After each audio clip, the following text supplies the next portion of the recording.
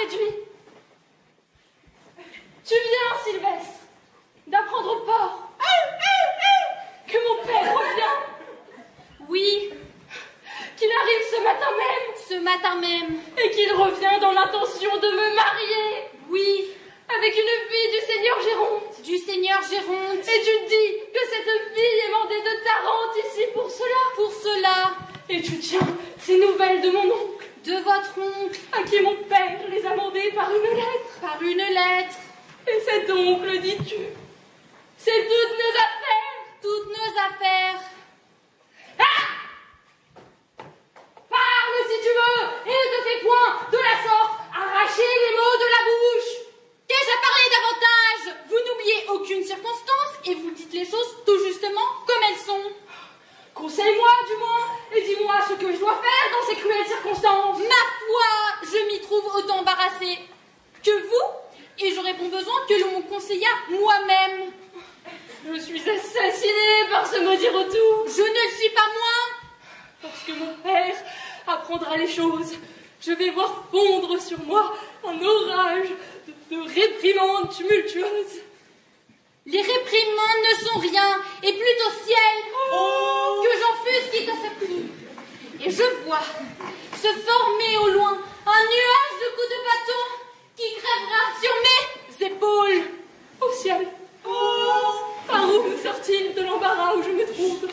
C'est à quoi vous deviez songer avant de vous y jeter. Ah! Tu me fais mourir par tes leçons hors de saison.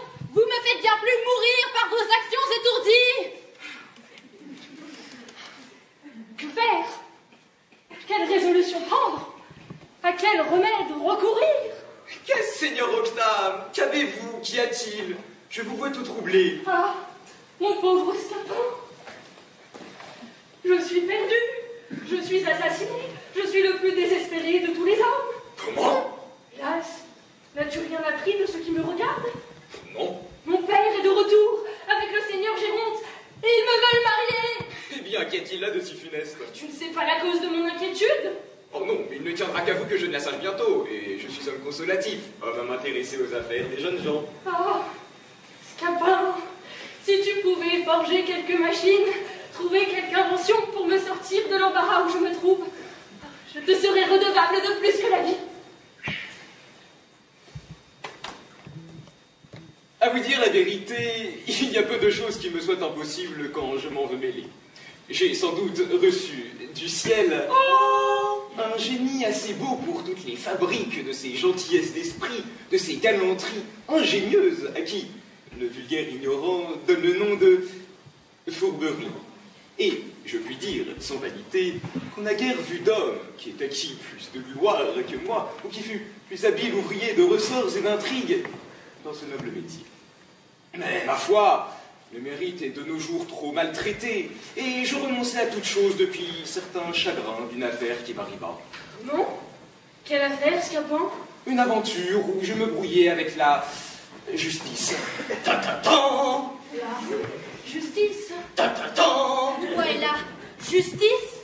Ta-ta-tan! Oui, nous eûmes un petit démêlé ensemble. Et je me dépitais de la sorte contre l'ingratitude du siècle que je résolus de ne plus rien faire. Mais vache, ne cessez de me conter votre aventure. Tu sais, Scapin, qu'il y a 2 mois que mon père et le Seigneur Géronte s'embarquèrent ensemble pour un voyage qui regarde quelques commerces où leurs intérêts sont liés. Je sais cela. Et que Léandre et moi fûmes laissés par nos pères, moi sous la conduite de Sylvestre, et Léandre sous ta direction. Oui, je me suis fort bien acquitté de ma charge. Quelque temps après, Léandre fit rencontre d'une jeune égyptienne dont il devint amoureux.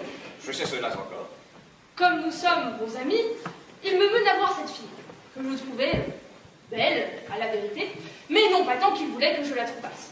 Il ne m'entretenait que d'elle chaque jour, me louait son charme et son esprit, me rapportait avec transport les charmes de son entretien, dont il me rapportait toujours jusqu'aux moindres paroles, qu'il s'efforçait toujours de me faire trouver les plus spirituelles du monde. Je ne vois pas encore où ceci veut aller. Un jour, que je l'accompagnais pour aller voir les gens qui gardent l'objet de ses vœux, Nous entendîmes, dans une petite maison d'une ruelle écartée, quelques plaintes mêlées de beaucoup de sanglots. Nous demandons ce que c'est, et une femme nous répond que nous pouvions voir là quelque chose de pitoyable en des personnes étrangères, et qu'à moins d'être insensibles, nous en serions touchés. Continuez. La curiosité me fit presser Léandre de voir ce que c'était. Nous entrons dans une salle.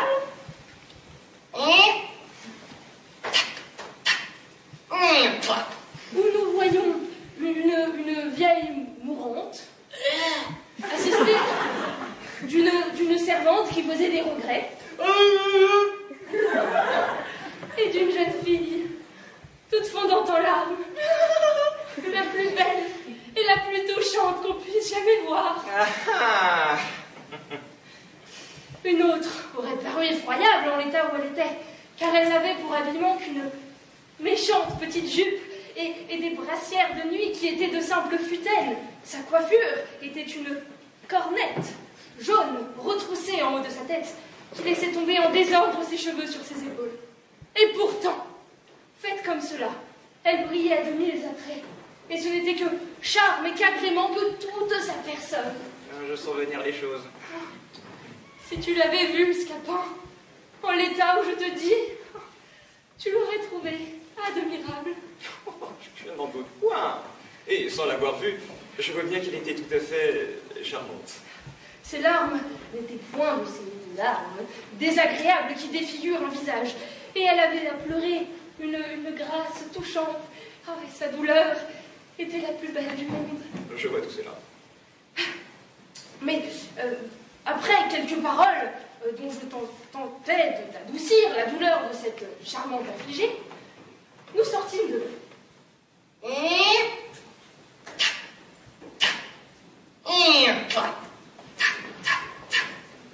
Je demandais à Léandre ce qui lui semblait de cette charmante personne, et il me répondit, assez froidement, qu'il la trouvait assez jolie.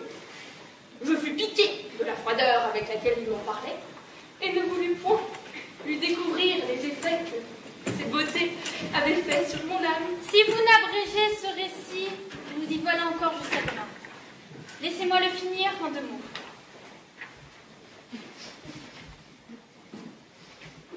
Son cœur prend feu dès ce moment. Il ne sera plus vivre qu'il n'aille consoler son aimable affligé. Ses fréquentes visites sont rejetées de la servante devenue alors la gouvernante par le trépas de sa mère. Voilà son amour augmenté par les difficultés. Il presse, supplie, conjure, point d'affaire. On lui dit que la fille, quoique sans mal et sans appui, est de famille honnête, et qu'à moins de l'épouser, il ne saura plus souffrir ses poursuites. Voilà mon homme au désespoir. Il agite, raisonne, balance, prend sa résolution. Voilà marié avec elle depuis 2 jours. Maintenant, ajoute à cela le retour imprévu du père, que l'on n'attendait que dans 2 mois, et la découverte que l'oncle a fait du secret de notre mariage, et l'autre mariage qu'on veut faire de lui avec la fille du seigneur Géronte, qu'on dit qu'il a eu d'une seconde femme épousée à Tarente. Aimer à cela encore l'indigence où se trouve cette aimable personne, et l'impuissance où je me vois d'avoir de quoi la secourir. C'est tout. Vous voilà bien d'embarrasser tous deux pour une bagatelle. Mais c'est bien là de quoi se tente alarmer. N'as-tu point honte? Toi, de demeurer court à si peu de choses? En que diable te voilà grand et gros comme père et mère, et tu ne pourrais trouver dans ta tête, forgé dans ton esprit, et honnête petit stratagème, et une ruse galante pour arranger votre affaire. En fille, peste soit du butor, je voudrais qu'on me lui donne nos vieillards à duper. Je les aurais joués tous deux par dessous la jambe, et je n'étais pas plus grand que ceux-là. Je me signalais déjà par 100 tours d'adresse jolie. J'avoue que le ciel ne m'a pas donné des talents. Et je n'ai pas l'esprit comme toi d'aller me brouiller avec la justice. Voici mon aimable Hyacinthe. Octave.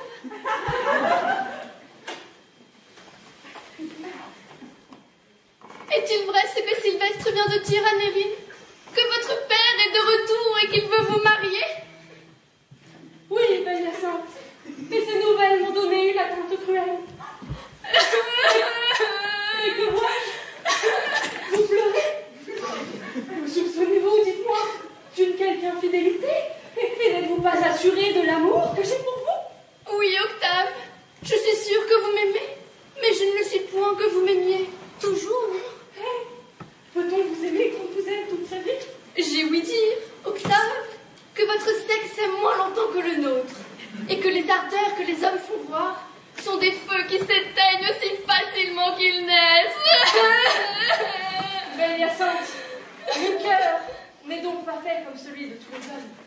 Et je sens bien pour moi que je vous aimerai jusqu'au tombeau. Je veux croire que vous sentez ce que vous dites, et je ne doute point que vos paroles ne soient sincères. Mais je crains un pouvoir qui combattra dans votre cœur les tendres sentiments que vous pouvez avoir pour moi. Vous dépendez d'un père qui veut vous marier à une autre personne. Et je suis sûre que je mourrai si ce malheur m'arrive. Non, belle Hyacinthe, il n'y a point de père qui puisse me contraindre à vous manquer de foi. Et je me résoudrai, et le jour même, s'il le faut, à quitter mon pays plutôt que de vous quitter. J'ai déjà pris, sans l'avoir vu, une aversion effroyable pour celle que l'on destine. Et je souhaiterais, sans être cruel, que la mer m'écartât d'ici pour jamais. Ne pleurez donc point, je vous en prie, mon aimable Hyacinthe, car vos larmes me tuent, et je ne puis les voir sans me sentir percer le cœur. Puisque vous le voulez, je veux bien essuyer mes larmes. Et j'attendrai d'un œil constant ce qu'il plaira au ciel de résoudre de moi. Le ciel nous sera favorable. Il ne saurait m'être contraire si vous m'êtes fidèle. Je le serai, assurément. Je serai donc heureuse. Elle n'est pas tant sotte, ma foi. Je la trouve assez passable. Voici un homme qui pourrait bien, s'il le voulait, nous être dans tous nos besoins d'un secours admirable.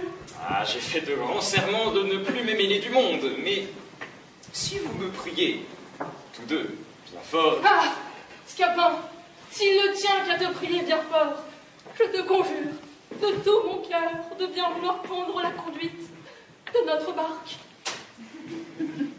Et vous, ne me dites-vous rien? Je vous conjure, à son exemple, par tout ce qui vous est le plus cher au monde, de vouloir servir notre amour. Il faut se laisser vaincre et avoir de l'humanité. Allez, je veux m'employer pour vous. Ah, crois que... Allez-vous-en. Et soyez-en repos. Quant à vous, préparez-vous à soutenir avec fermeté l'abord de votre père. Je t'avoue que cet abord me fait trembler par avance. Et j'ai une timidité naturelle que je ne saurais vaincre. Il faut pourtant paraître ferme au premier choc, de peur que sur votre faiblesse, ne prenne le pied de vous mener comme un enfant. Là, tâchez de vous composer par étude, un peu de hardiesse, et songez à répondre résolument sur tout ce qu'il pourra vous dire. Je ferai du mieux que je pourrai. Là, essayons un peu pour vous accoutumer. Répétons un peu votre rôle et voyons si vous ferez bien. Allons. La tête haute, la mine résolue, les regards assurés.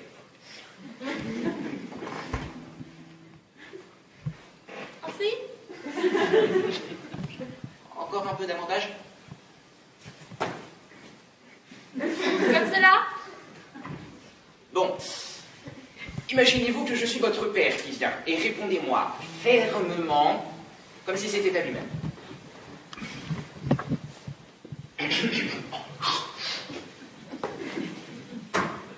Comment? Prendard? Pour rien? Infâme? Fils indigne d'un père comme moi? Oses-tu bien apparaître devant mes yeux après tes bons déportements? Après le lâche tour que tu m'as joué pendant mon absence? Est-ce là le fruit de mes soins? Marot, est-ce là le fruit de mes soins? Le respect qui m'est dû, le respect que tu me conserves? Allons donc. Tu as l'insolence, réponds, de contracter un mariage clandestin, de t'engager sans le consentement de ton père. Réponds-moi, bouquin, réponds-moi.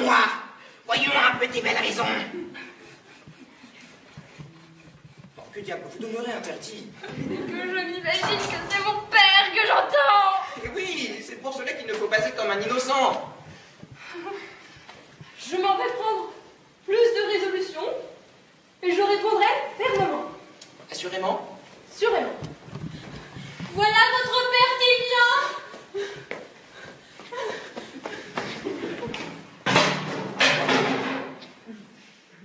Au ciel. Je suis perdue.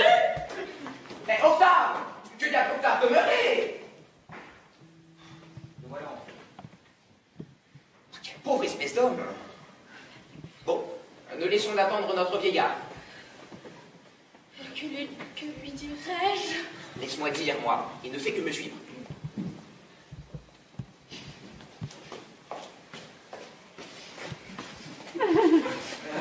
A-t-on jamais ouï parler d'une action pareille à celle-là? Il a déjà entendu l'affaire, et lui tient si fort en tête que tout seul il en parle haut. Voilà une témérité bien grande. Écoutons-le un peu. Je voudrais bien savoir ce qu'ils pourront me dire sur ce beau mariage. Oh, nous y avons songé. Tâcheront-ils de me nier la chose? Oh, nous n'y pensons pas. Ou s'ils entreprendront de l'excuser? Ah, celui-là se pourrait faire. Prétendront-ils m'amuser par des contes en l'air? Peut-être. Tous leurs discours seront inutiles.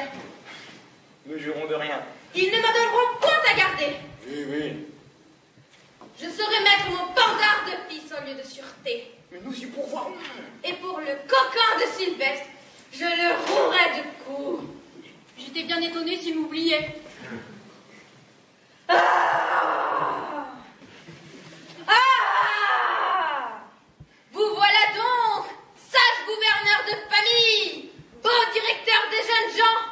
Monsieur, je suis ravi de vous voir de retour. Bonjour, Scapin.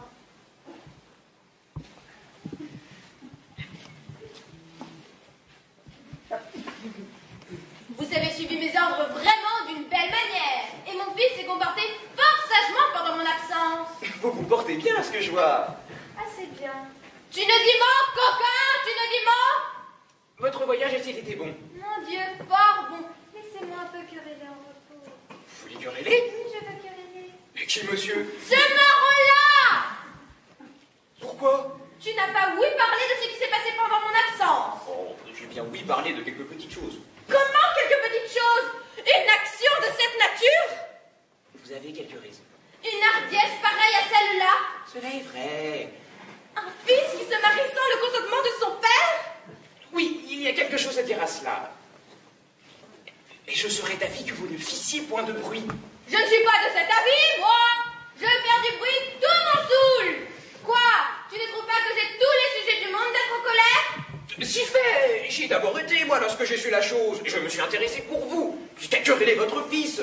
Demandez-lui un peu quelle réprimande je lui ai faite. Comment je l'ai chapitré sur le peu de respect qu'il gardait à un père, dont il devrait baiser les pas. Ah, on ne peut pas lui mieux parler, quand ce ne serait vous. Mais quoi, je me suis rendu à la raison, et j'ai considéré que, dans le fond, il n'a pas tant de tort que l'on pourrait croire. Que me viens-tu conter? Il n'a pas tant de tort de s'être allé marier de but en blanc avec une inconnue. Que voulez-vous? Il a été poussé par sa destinée. Destinée.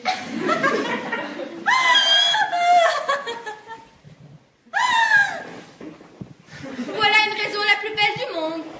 On n'a plus qu'à commettre tous les crimes les plus inimaginables.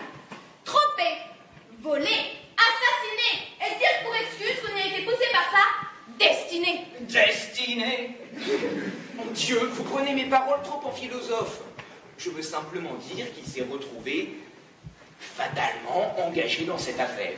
Et pourquoi s'y engage-t-il? Mais voulez-vous qu'il soit aussi sage que vous? Les jeunes gens sont jeunes. Ils n'ont pas toute la sagesse qu'il leur faudrait pour ne rien faire que de raisonnable. Témoin notre Léandre, qui, malgré toutes mes leçons, malgré toutes mes remontrances, est allé faire bien encore que votre fils. Je voudrais savoir si vous-même n'avez pas été jeune. Vous n'avez pas, dans votre temps, fait des fredaines comme les autres. J'ai ouï dire, moi, que vous avez été autrefois un compagnon parmi les femmes, que vous faisiez de votre drôle parmi les plus galantes de ce temps-là. et que vous n'en approchiez point, que vous ne poussiez à bout. Cela est vrai. J'en demeure d'accord, mais je m'en suis toujours tenue à la galanterie. Et je n'ai point été jusqu'à faire ce qu'il a fait. Mais que vouliez-vous qu'il fît? Il voit une jeune personne qui lui veut du bien. Et qu'un tient serait de vous d'être aimé de toutes les femmes. Il la trouve charmante, lui rend des visites, lui conte des douceurs, soupire galamment, fait le passionné. Elle se rend à sa poursuite. Il pousse sa fortune. Le voilà surpris avec elle par ses parents, qui, la force à la main, le contraignent de l'épouser. La ville fourbe que voilà.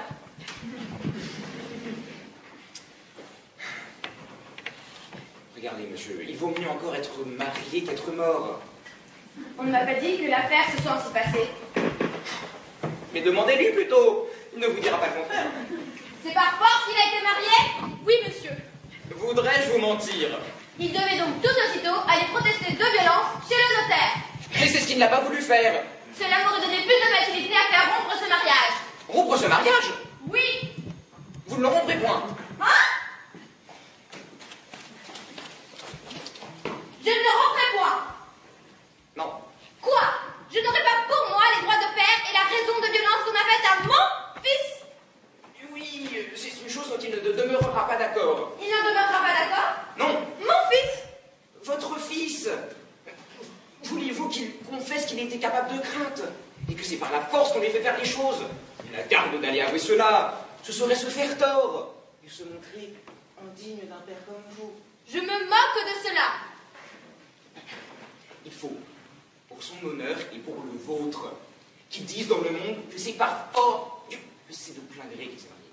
Et je veux, pour mon honneur et pour le sien, qu'il dise le contraire. Non, je suis sûr qu'il ne le fera pas. Je l'y forcerai bien. Vous? Moi. Comment bon? Vous ne le forcerez pas. Je ne le forcerai pas? Non, non, Non. non. Aïe, voilà qui est plaisant. Je ne forcerai pas mon fils à faire rompre ce mariage. Non, vous dis-je. Qui m'en empêchera? Vous-même. Moi? Oui. Vous n'aurez pas ce que Je l'aurai. vous vous moquez. Je ne me moque point. Oui, oui. Je vous dis que cela sera. Bagatelle. Il ne faut point dire bagatelle. Mon Dieu, je vous connais. Vous êtes bon naturellement. Je ne suis point bon, je suis méchant quand je veux. Finissons ce discours qui m'échauffe la ville. Va-t'en, panda. Va-t'en chercher mon fripon, tandis que j'irai rejoindre le seigneur Jérôme pour lui conter ma disgrâce. Monsieur, si je puis vous être utile, vous n'avez qu'à me commander. Je vous en remercie, Scapin.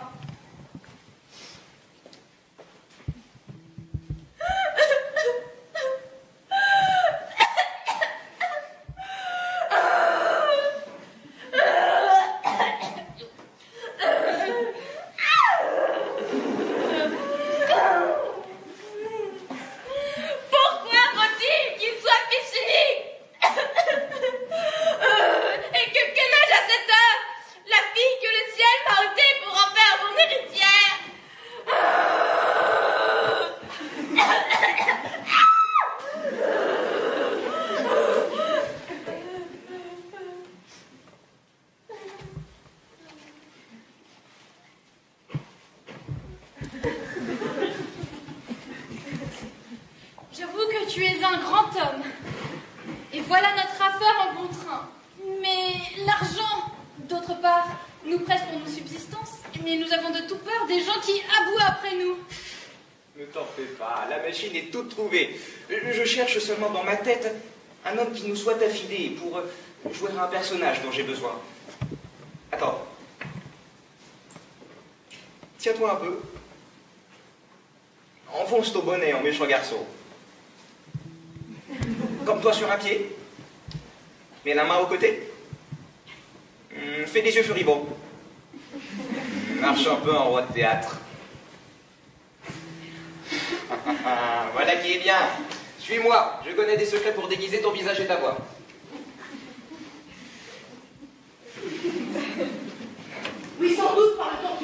trouveront ici nos gens aujourd'hui. Mais mon matelot qui vient de Tarente m'a annoncé qu'il avait vu mon homme en train de s'embarquer. Mais l'arrivée de ma fille trouvera les choses mal disposées à ce que nous proposions, et ce que vous venez de m'apprendre de votre fisseront étrangement les mesures que nous avions prises ensemble. Ne vous mettez pas en peine. Je vous réponds de renverser tout cet obstacle et j'y vais travailler de ce pas. Ma foi, Seigneur Argante, voulez-vous que je vous dise? L'éducation des enfants est une chose à laquelle il faut s'attacher fortement. Sans doute, à quel propos cela? À propos de ce que les mauvais déportements des jeunes gens viennent le plus souvent de la mauvaise éducation que leur père leur donne. Cela arrive parfois, mais que voulez-vous dire par là? Ce que je veux dire par là, oui, que si vous aviez un brave père bien morigéné, votre fils, il ne vous aurait pas joué le tour qu'il vous a fait. fort bien. De sorte donc que vous avez bien mieux morigéné le vôtre. Oh oui, sans doute, et je serais bien fâché qu'il m'eût rien fait approchant à cela. Et si ce fils que vous aviez un si brave père, si bien morigéné, avait fait pis encore que le mien, eh? Comment? Qu'est-ce que cela veut dire? Cela veut dire, Seigneur Géronte, qu'il ne faut pas être si prompt à condamner la conduite des autres, et que ceux qui veulent gloser doivent bien regarder chez eux s'il n'y a rien qui cloche. Je n'entends point cette énigme. On vous l'expliquera. Est-ce que vous auriez ouï dire quelque chose de mon fils? Cela se peut faire. Et quoi encore? Votre scapin, d'homme au dépit, ne m'a dit la chose qu'en gros, mais vous pourrez de lui ou de quelque autre être instruit du détail. Pour moi, je vais vite consulter des avocats et aviser des biais que j'ai à prendre. Jusqu'au revoir. Que pourrait-ce être que cette affaire-ci? Pire encore que le sien? Pour moi, je ne vois pas ce que l'on peut faire de pire. Et se marier sans le consentement d'un père est une action qui passe tout ce que l'on peut s'imaginer. Ah, vous voilà!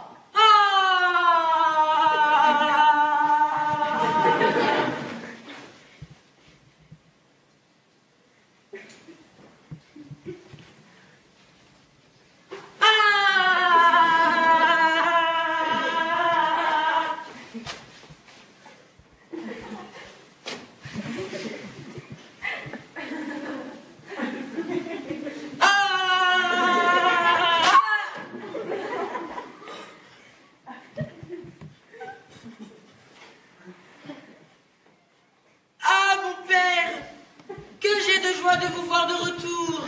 Doucement. Parlons un peu d'affaires. Ah, mais souffrez que je vous embrasse et que... Doucement, vous dis-je. Quoi? Vous me refusez, mon père, de vous exprimer mon transport par mes sentiments? Oui. Nous avons quelque chose à démêler ensemble. Et quoi? Tenez-vous que je vous vois en face. Comment? Regardez-moi entre deux yeux. Eh bien, qu'est-ce donc qui s'est passé ici? ce qui s'est passé. Oui, qu'avez-vous fait pendant mon absence? Que voulez-vous, mon père, que j'ai fait?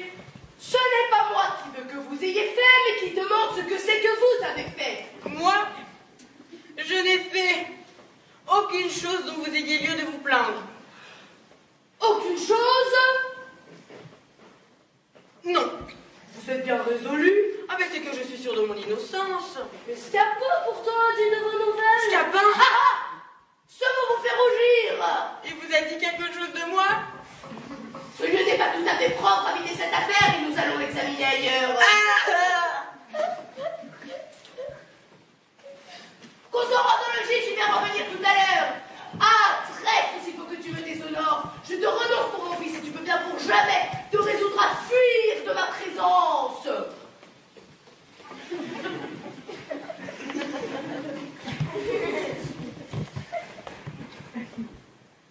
Me trahir de cette manière.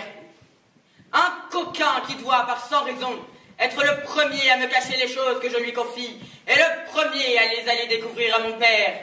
Ah, je jure le ciel que cette trahison ne demeurera pas impunie. Oh, mon cher Scapin, que ne dois-je point à tes soins? Oh, que tu es un homme admirable, et que le ciel, oh, m'est favorable de t'envoyer à mon secours. Ah ah! Vous voilà! Je suis ravi de vous voir, monsieur le coquin.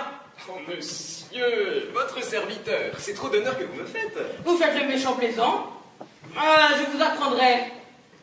Monsieur? Ah, Léandre, Non, Octave, ne me retenez point, je vous prie. Mais monsieur, de grâce, Mais laissez-moi contenter mon ressentiment. au nom de l'amitié, Léandre, ne le maltraitez point. monsieur, que vous ai-je fait? Ce que tu m'as fait, traître. Hé, doucement. Non, Octave, je veux qu'il me confesse lui-même tout à l'heure la perfidie qu'il m'a faite. Oui, coquin, je sais les traits que tu m'as joués. On vient de me l'apprendre. Et tu ne croyais pas peut-être qu'on l'on me dit révéler ce secret? Mais je veux en avoir la confession de ta propre bouche, où je te passerai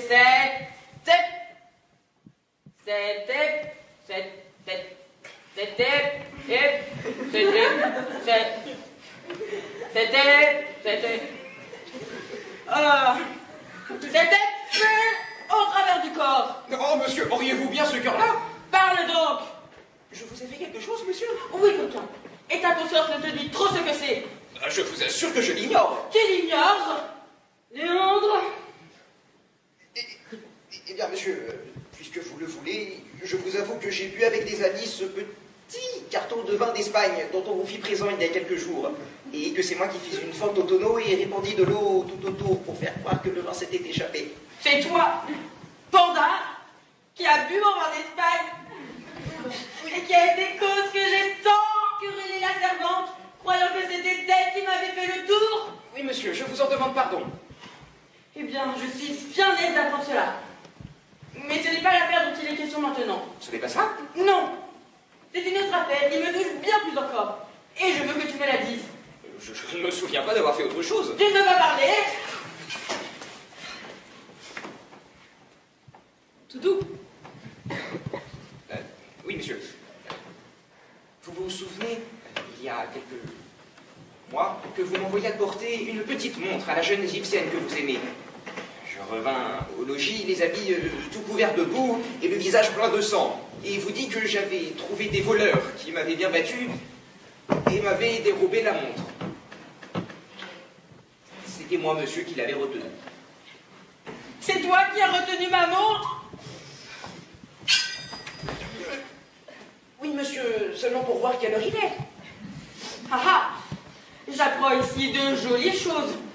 Et j'ai un serviteur fort fidèle, vraiment. Mais ce n'est pas encore cela que je demande. Ce n'est pas cela. Non, femme, c'est autre chose encore que je veux que tu me confesses. Mais, monsieur, voilà tout ce que j'ai fait. Voilà tout. Que vous ai-je fait d'autre, monsieur? Ce que tu m'as fait. Eh bien, monsieur, puisque vous le voulez, bon, vous vous souvenez de ce loup-garou, il y a 6 mois, qui vous donna tant de coups de bâton la nuit, et vous voulut faire rompre le cou dans une cave où vous tombâtes en fuyant. Eh bien, C'était moi, monsieur le loup-garou.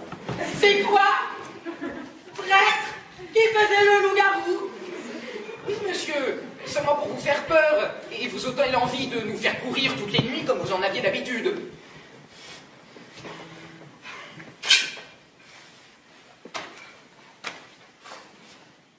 Je saurais me souvenir en temps et lieu de tout ce que je viens d'apprendre. Mais je veux en venir au fait, et que tu me confesses ce que tu as dit à mon père. Votre père? Oui, Flippo, à mon père. Je ne l'ai pas seulement vu depuis son retour. Tu ne l'as pas vu? Ah non? Assurément. Assurément, c'est une chose que je vais vous faire dire par lui-même. Mais c'est de sa bouche que je le tiens pourtant. Bon, avec votre permission, il n'a pas dit la vérité.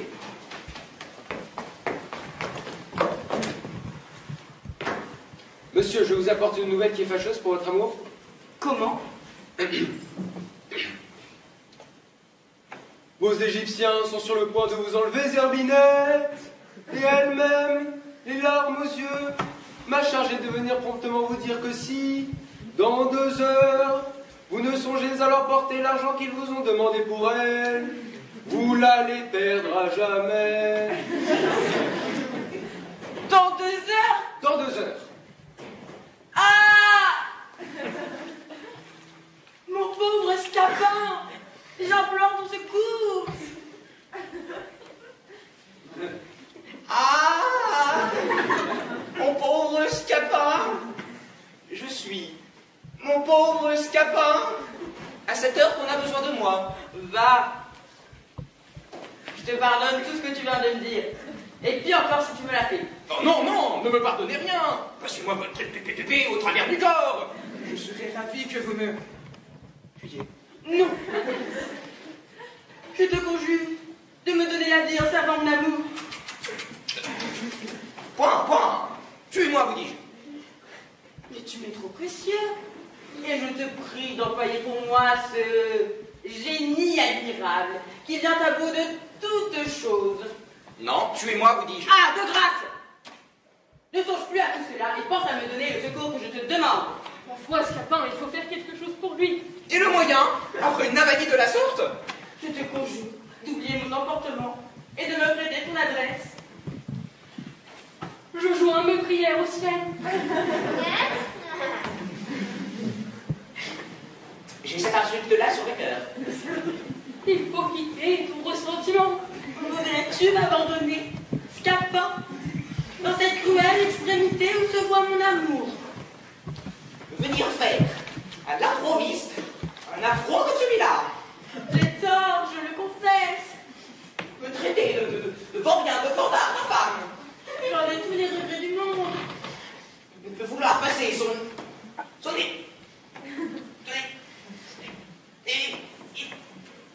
épée au travers du corps.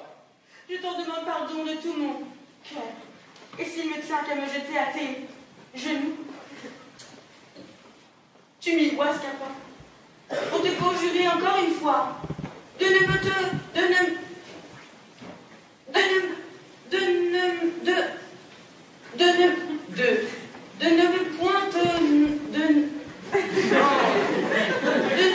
abandonner.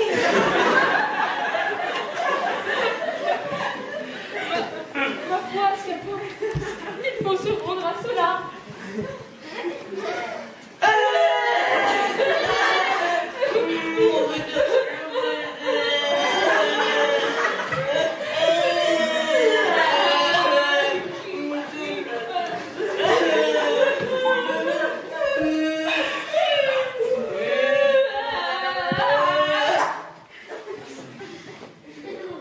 Levez-vous. Et une prochaine fois, vous soyez pas Me promettez de travailler pour moi? On y songera. Mais qui c'est que...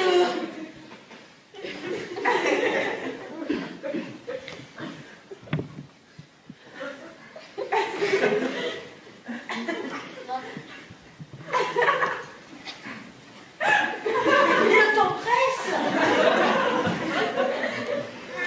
Ne vous mettez pas en peine. Combien est-ce qu'il vous faut?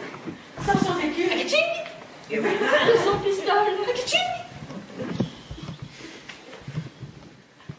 Je vais tirer cet argent de vos pères. Bon.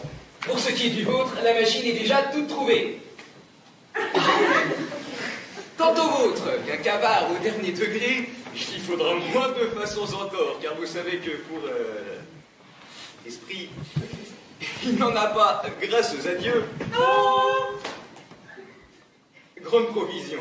Et je le livre pour une espèce d'homme à qui l'on fera toujours croire tout ce que l'on voudra. Cela ne vous offense point. Il ne tombe entre lui et vous aucune espèce de ressemblance. Et vous savez assez, l'opinion de tous, qui veut que il n'est votre père que pour la forme. Tout beau, Scapin. Oh bon, c'est bien scrupule de cela. Vous moquez-vous? Ah, mais j'aperçois le père d'Octave qui vient. Commençons par lui, puisqu'il se présente. Allez-vous-en tous deux. Et vous, allez vite dire à votre Sylvestre de venir jouer son rôle.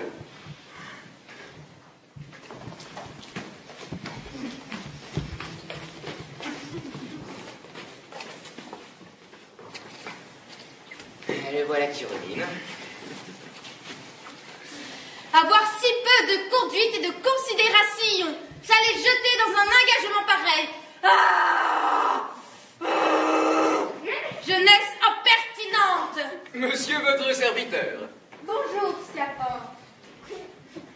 Vous songez à l'affaire de votre fils? Je t'avoue que cela me donne un furieux chagrin. Monsieur, la vie est mêlée de traverses. Il est bon de s'y tenir sans cesse préparé. Et je vais dire, il y a longtemps, la parole d'un ancien que j'ai toujours retenu.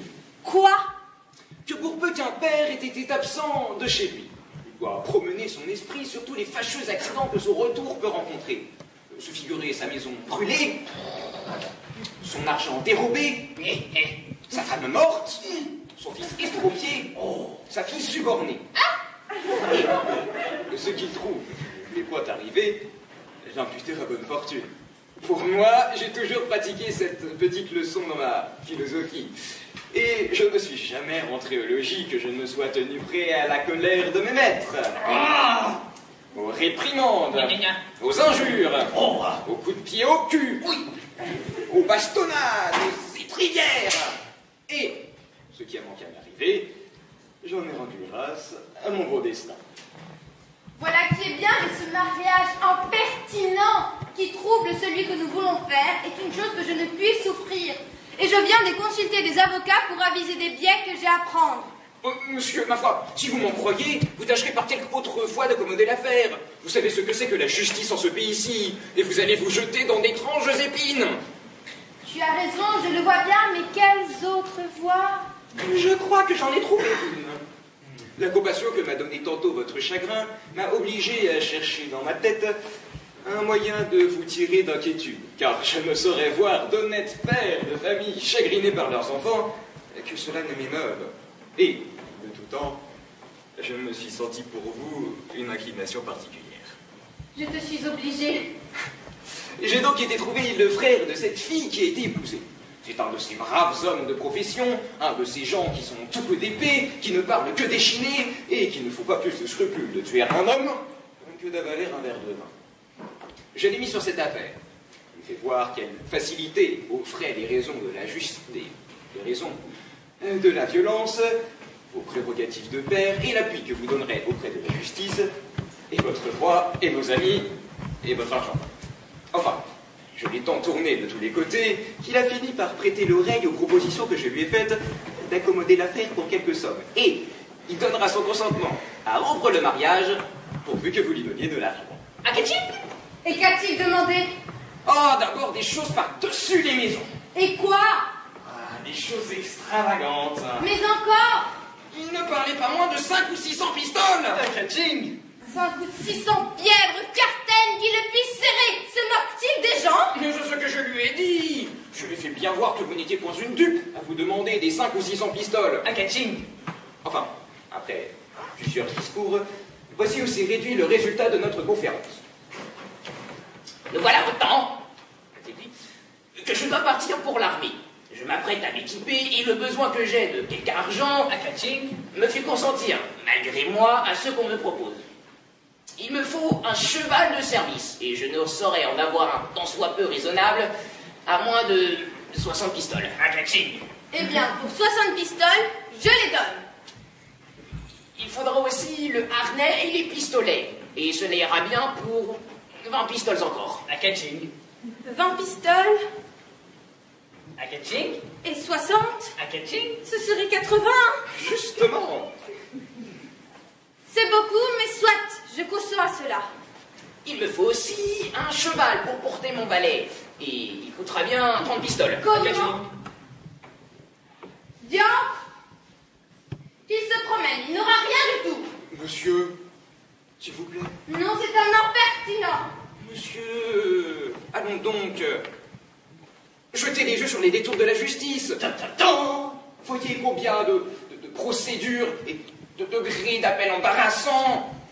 Et d'animaux ravissants par les griffes desquels il vous faudra passer. Sergent, procureur, avocat, greffier, substitut, rapporteur, juge et leur clerc. Il n'y a pas un de tous ces gens-là qui, pour la moindre chose, soit capable de donner un soufflet au meilleur droit du monde. Un sergent baillera de faux exploits, sur quoi vous serez condamné sans que vous le sachiez. Votre procureur s'entendra avec votre parti et vous vendra beau denier comptant. Votre avocat, gagné de même, ne se trouvera point lorsqu'il faudra plaider votre cause, ou dira des réseaux qui ne feront que battre la campagne, ou n'iront point au fait. Le greffier délivrera sentence et arrêt contre vous par contumace. Le clerc du rapporteur soustraira des pièces où le rapporteur même ne dira pas ce qu'il a vu. Et quand? Par les plus grandes précautions du monde, vous aurez paré à tout cela. Vous serez ébahis de trouver que vos juges auront été sollicités contre vous, ou par des gens dévots, ou par des femmes qu'ils aimeront. Monsieur, s'il vous plaît, sauvez-vous de cet enfer-là. C'est être damné dès ce monde que d'avoir à plaider. Et la moindre pensée d'un procès serait capable de me faire fuir jusqu'aux Indes. Eh bien, soit, je me résous à donner encore ces 30 pistoles. À catching. Il me faut aussi un mulet pour porter... Qu'il aille au diable avec son mulet, c'en est trop, nous dirons demain les juges. Oh, de grâce, monsieur. Non, je n'en ferai rien. Monsieur, s'il vous plaît.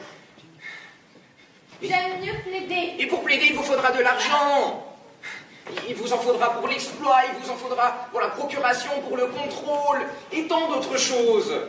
Donnez cet argent à cet homme-ci, et vous voilà tiré d'affaire. Ah, combien s'il fait monter le petit mulet?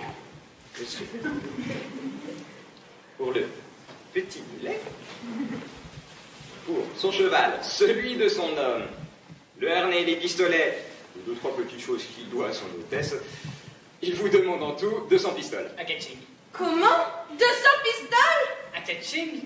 Oui. Allons, allons, nous plaiderons. Bon, monsieur, considérez.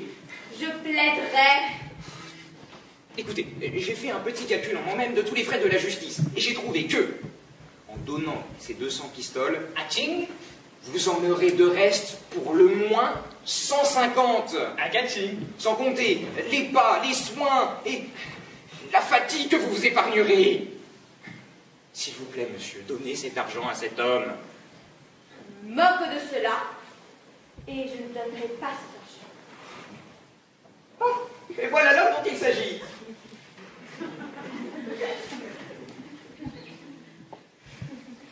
Scapin, fais-moi un peu connaître cette argante qui est père d'Octave. Pourquoi, monsieur? Je viens d'apprendre qu'il veut me mettre en procès et faire rompre par la justice le mariage de ma sœur. Oh, je ne sais pas s'il a cette pensée. Il ne veut pas consentir aux 200 pistoles que vous voulez. Et il dit que c'est trop. Par la mort, par la tête, par le ventre, si je le trouve, je le veux échiner du sèche, roué tout vif. Monsieur, ce père d'Octave a du cœur, et peut-être ne vous craindra du point. Lui, par la mort, par la tête, s'il était là, je lui donnerais tout à l'heure de l'épée dans le ventre. Qui est celui-là? Ce n'est pas lui, monsieur, ce n'est pas lui. N'est-ce point quelqu'un de ses amis? Ah, au contraire, monsieur, c'est son ennemi capital. Son ennemi capital? Oui. Vous êtes ennemi, monsieur, de ce faquin d'Argante, hein? Oui, je vous en réponds. Ah! Parbleu, j'en suis ravie! Touchez-la! Touchez, vous dis-je! Je vous donne ma parole. Je vous jure sur mon honneur qu'avant la fin de ce jour, je vous déperai de ce maraud fiefé, de ce faquin d'Argante. Reposez-vous sur moi. Monsieur, les violences en ce pays-ci ne sont guère souffertes. Je me moque de tout et je n'ai rien à perdre. Ah, il se tiendra sur ses gardes assurément. Et il a des parents, des amis et des domestiques dont il se fera un secours contre votre ressentiment. C'est ce que je demande, morbleu, c'est ce que je demande. À tête, à ventre. Que ne le trouvais-je à cette heure avec tous son secours. Que ne le vois-je fondre sur moi, les armes à la main? Que ne paraît-il à mes yeux au milieu de 30 personnes? Ah! Comment? Marot? Vous avez la hardiesse de vous attaquer à moi? Allons!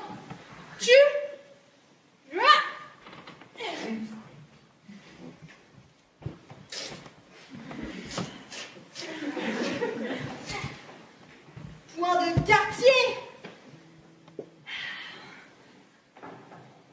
Allons, ferme! Poisson! Bon pied! Bon œil! Ah, coquin! Ah, canaille! Vous en voulez par là? Je vous en ferai tâter votre sou.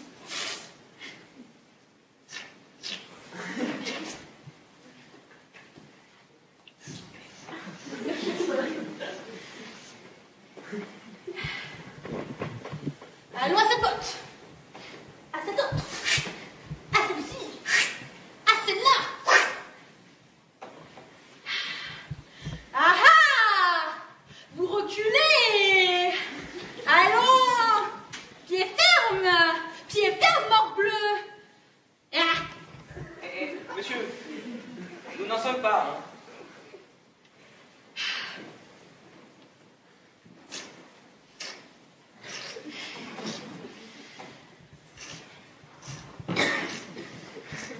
Voilà qui vous apprendra à vous oser jouer à moi.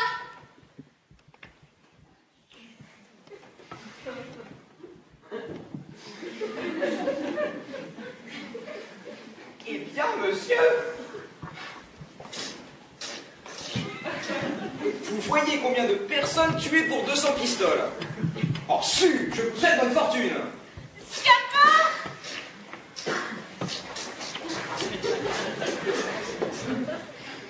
Plaît-il? Je me résous à donner ces 200 pistoles. Oh, j'en suis ravi, monsieur, pour l'amour de vous. Allez la trouver. Je les ai sur moi. Vous n'avez qu'à me les donner. Il ne faut pas, pour votre honneur, que vous paraissiez là-bas après avoir paru ici pour autre que ce que vous êtes. Et de plus, je craindrais, en vous montrant, une inlassabilité de vous demander davantage. C'est que j'aurais été bien aise de voir comme je donne mon argent. Ching! Est-ce que vous vous défiez de moi, monsieur?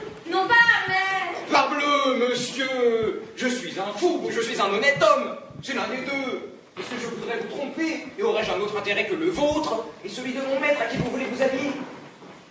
Si je vous suis suspect, je ne me mêle plus de rien. Vous n'avez qu'à, dès 7 heures, chercher qui accommodera vos affaires. Tiens donc! Non! Ne confiez pas votre argent. C'est que je voudrais l'attraper. Mon Dieu! Tiens! Non, arrêtez! Je ne fais pas confiance. C'est ce que je voudrais attraper votre argent. Tiens, te dis! Et ne me fais point contester davantage! Mais songe à bien prendre tes sûretés avec lui!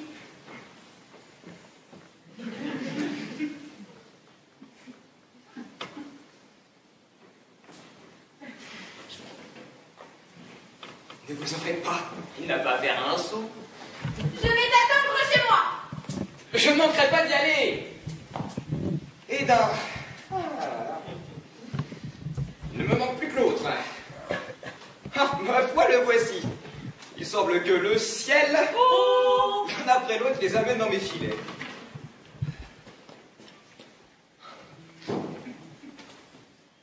Ô ciel! Ô disgrâce imprévue! Ô misérable père! Pauvre Géronte, que feras-tu? Que dit-il là de moi avec ce visage affligé? N'y a-t-il personne qui puisse me dire où est le seigneur Géronte? Qu'y a-t-il, Scapin? Pourrais-je le trouver pour lui dire cette infortune? Qu'est-ce que c'est donc?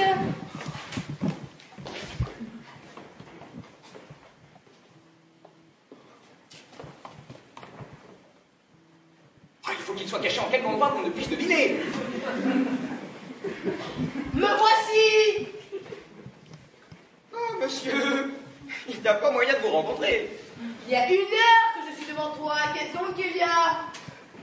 Monsieur, Quoi? monsieur, votre fils Eh bien, mon fils... il est tombé dans une disgrâce la plus étrange du monde. Et quelle? Je l'ai trouvé tantôt tout triste de je ne sais trop quoi que vous lui avez dit. Vous m'avez mêlé fort madame. Et, cherchant à divertir cette tristesse, nous nous sommes allés promener sur le port. Là-bas, entre autres plusieurs choses, nos yeux se sont arrêtés sur une galère turque, assez bien équipée. Un jeune turc, de ses bonnes mines, nous a invités d'y entrer et nous a présenté la main. Nous y avons passé. Il nous a fait 1000 civilités et nous a offert la collation. Nous avons mangé des fruits les plus excellents qui se puissent voir et bu du vin que nous avons trouvé le meilleur du monde. Qu'y a-t-il de si affligeant à tout cela? Attendez, nous y voici. Pendant que nous mangions, il a fait mettre la galère en mer. Et, se voyant éloigné du port, il m'a fait mettre dans un esquif et m'envoie vous dire que, si vous ne lui envoyez point par tout à l'heure 500 écus, il va vous emmener votre fils en nager. Comment?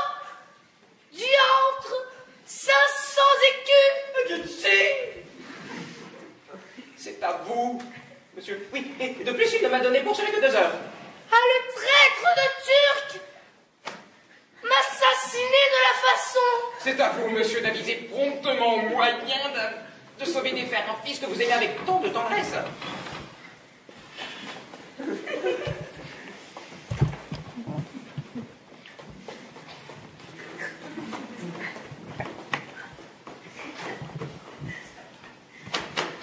Mais que diable allait-il faire dans cette galère? Ne songez pas à ce qui est arrivé.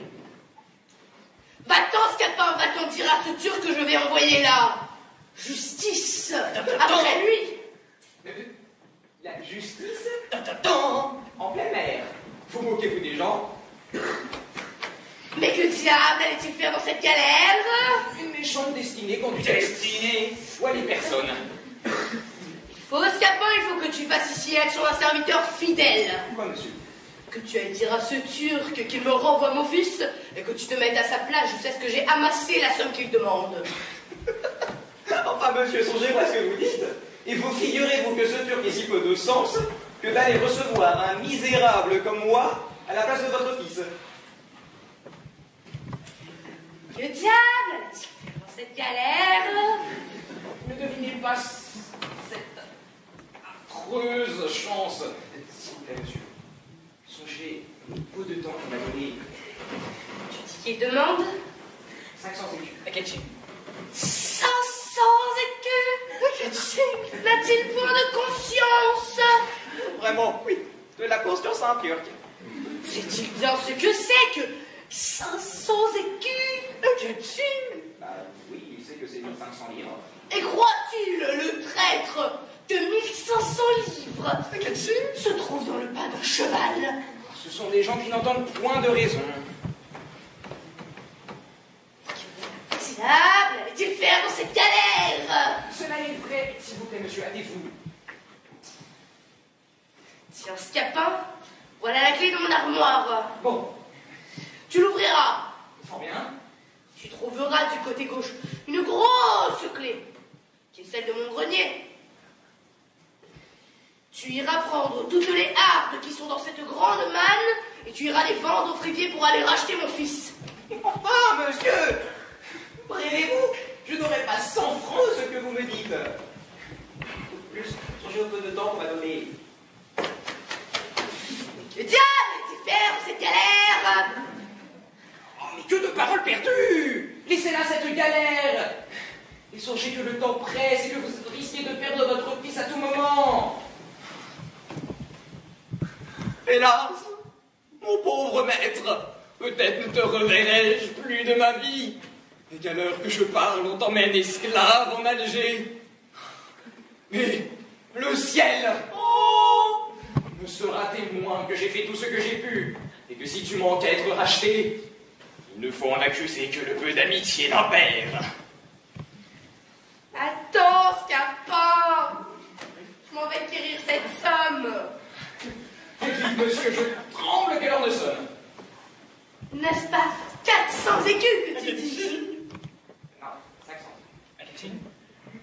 500 écus! Cathy! Oui. N'y avait-il point d'autre promenade? Il est vrai, mais hâtez-vous. Ah, maudite galère! Cette galère lui tient au cœur. Tiens, Scarpa. Je ne me souvenais pas que je viens justement de recevoir cette somme en or. Et je ne croyais pas qu'elle me dût être sitôt ravie. Va vite requérir mon fils. Oui, monsieur. Mais dis à ce turc que c'est un scélérat. Oui. Un infâme. Oui. Un homme sans foi, un voleur. Laissez-moi faire. Qui me tire 500 écus contre toutes sortes de droits. Oui. Que je ne les lui donne ni à la mort ni à la vie. Fort bien.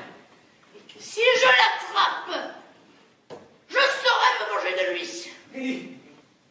Va vite requérir mon fils. Oh là, monsieur. Quoi? Où est donc cet argent? Ne te laisse m'en donner? Non, vraiment, vous l'avez remis dans votre poche.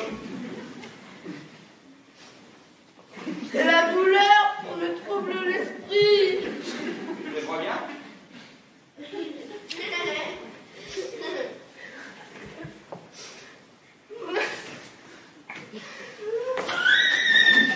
Mais que diable allait-il faire dans cette galère? Ah, maudite galère! Traître de Turc à tous les diables! Il ne peut point digérer les 500 écus que je lui arrache. Ah, mais il n'est pas encore quitté avec moi. Et je veux qu'il me paye en une autre monnaie.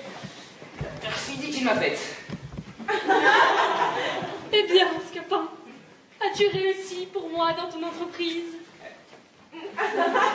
As-tu fait quelque chose pour tirer mon amour de la peine où il se trouve? Voilà 200 pistoles que j'ai tirées de votre père. Ah.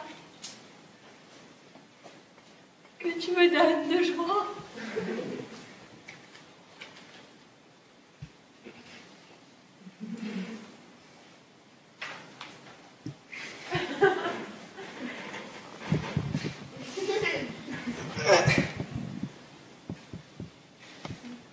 Pour vous, je n'ai rien pu faire.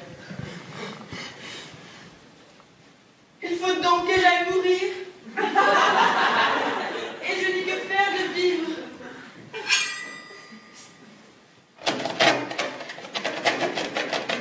Oh là, 6 heures d'inanimé de thé.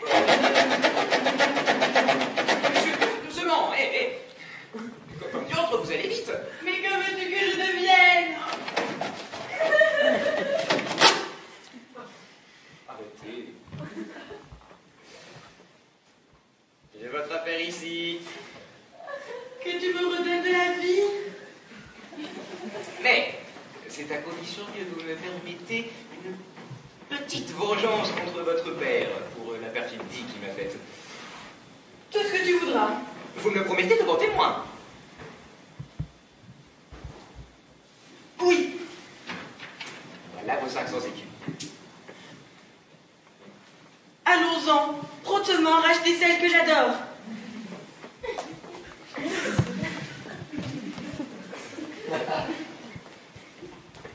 Oui, vos amants arrêtés que vous puissiez ensemble, et nous nous acquittons de l'ordre que nous donnons.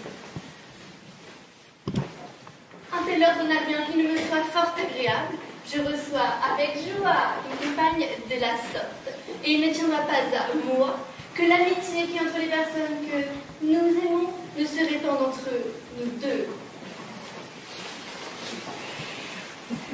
J'accepte la proposition et je ne suis point personne à renoncer lorsqu'on m'attaque d'amitié.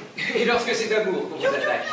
Pour l'amour, c'est une autre chose. On y court un peu plus de risques et on ne m'y voit pas si hardi. Ah, vous l'êtes ce que je crois contre mon maître maintenant. Et ce qu'il vient de faire doit vous donner du cœur à répondre comme il faut à sa passion. Je ne m'y fie encore que de la bonne sorte. Et ce n'est point assez pour m'assurer entièrement que ce qu'il vient de faire. J'ai lu peur en jouer et sans cesse. Je ris. Mais tout en riant, je reste sérieuse sur de certains chapitres. Et ton maître s'abusera s'il croit qu'il lui suffise de m'avoir acheté pour me voir tout à lui. Il doit lui en coûter une autre chose que de l'argent. Et pour répondre à son amour de la manière qu'il souhaite, il me faut un don de sa foi qui soit assaisonné de certaines cérémonies qu'on juge nécessaires. Oh, mais c'est là comme il l'entend. Il ne prétend à vous qu'en tout bien, tout honneur. Et je n'aurais pas été homme à m'intéresser dans cette affaire si j'avais eu une autre pensée. C'est ce que je veux croire, puisque vous me le dites. Mais du côté du père, j'y prévois des empêchements. Oh, nous trouverons moyen d'accommoder les choses.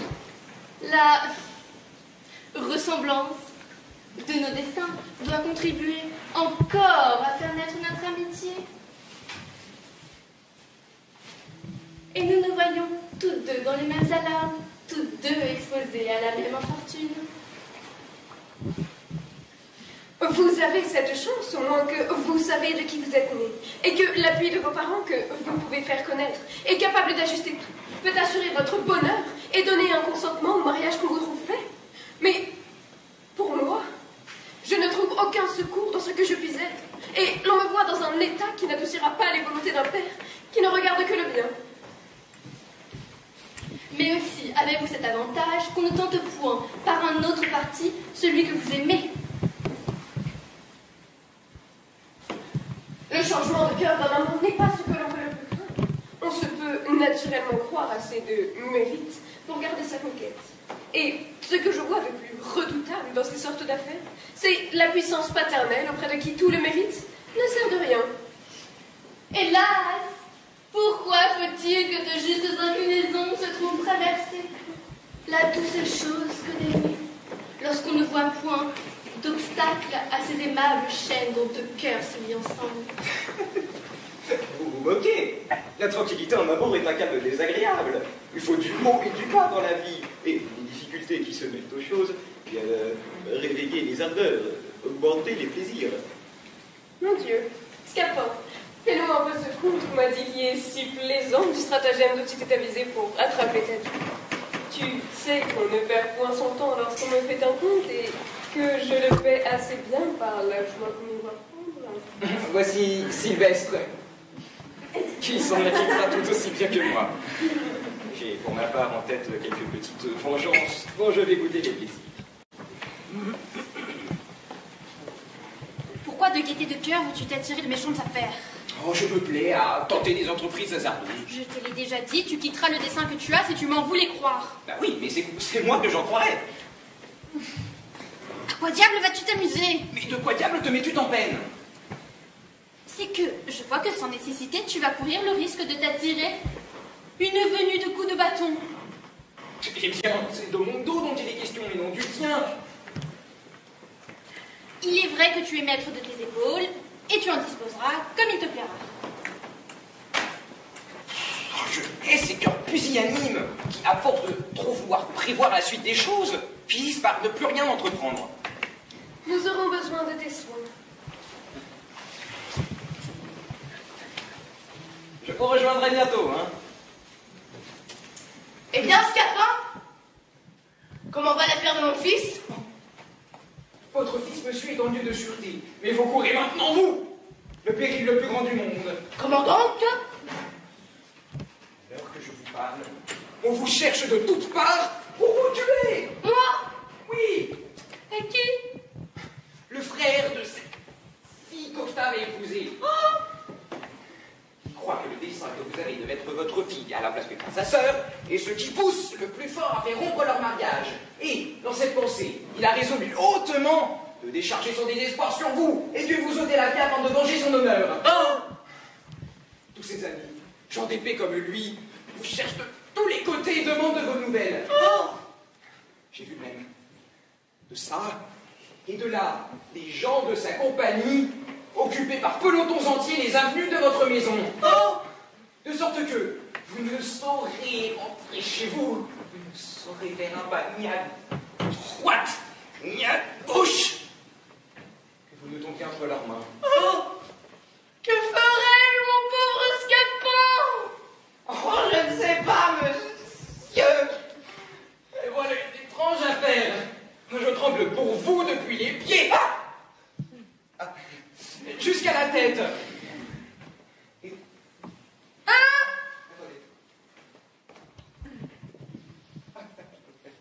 Non, ce n'est rien.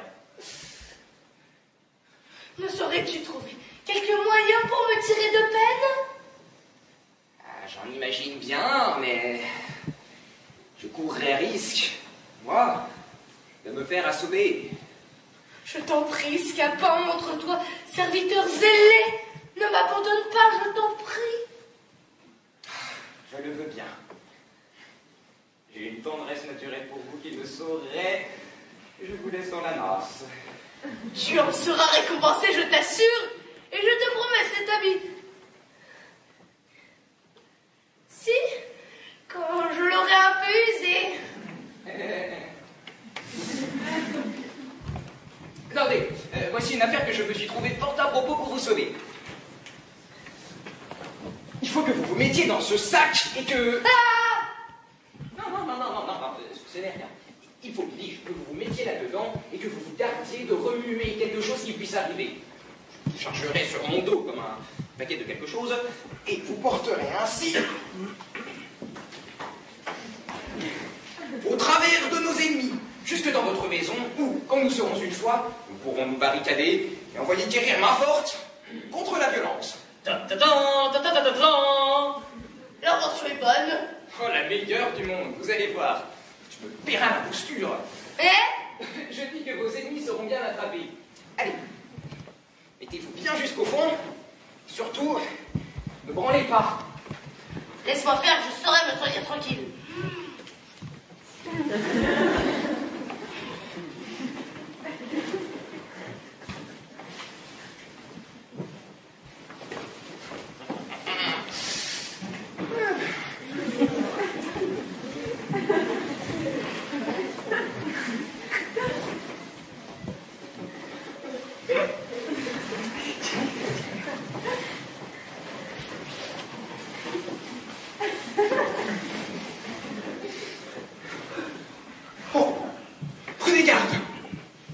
C'est Aspadassa qui vous cherche.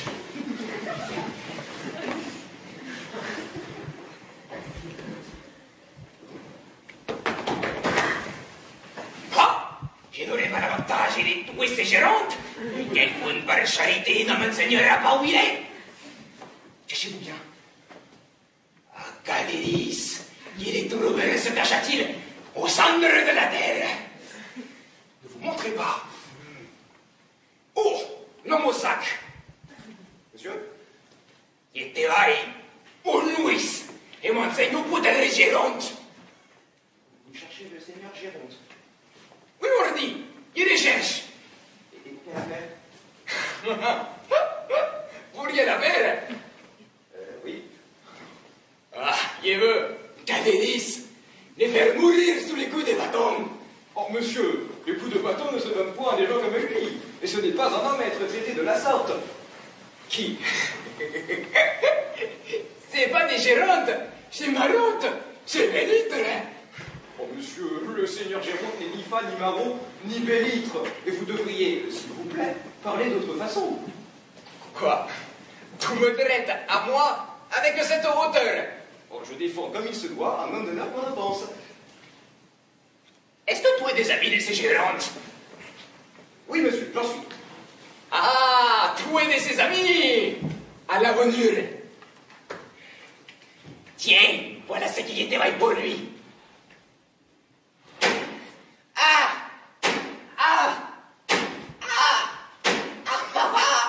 Monsieur. Monsieur, tout bon.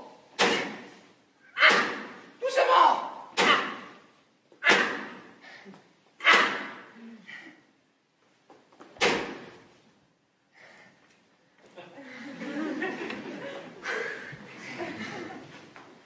Tiens, porte-lui cela de ma part. Adieusias.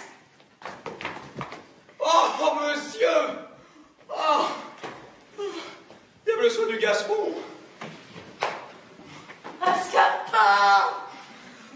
Je n'en puis plus! Oh, monsieur! Je suis tout moulu. Mes épaules me font un mal épouvantable. Comment? C'est sur les miennes qu'il a frappé! Nenni, c'était sur mon dos qu'il frappait. Mais que veux-tu dire? J'ai bien senti les coups et ils sont bien encore! Mais non, vous dis-je. Ce n'est que le bout du bâton qui a été jusque sur vos épaules. Tu devais donc te retirer un peu plus loin pour mettre Oh, voici un autre qu'elle a mis d'un étrange vue.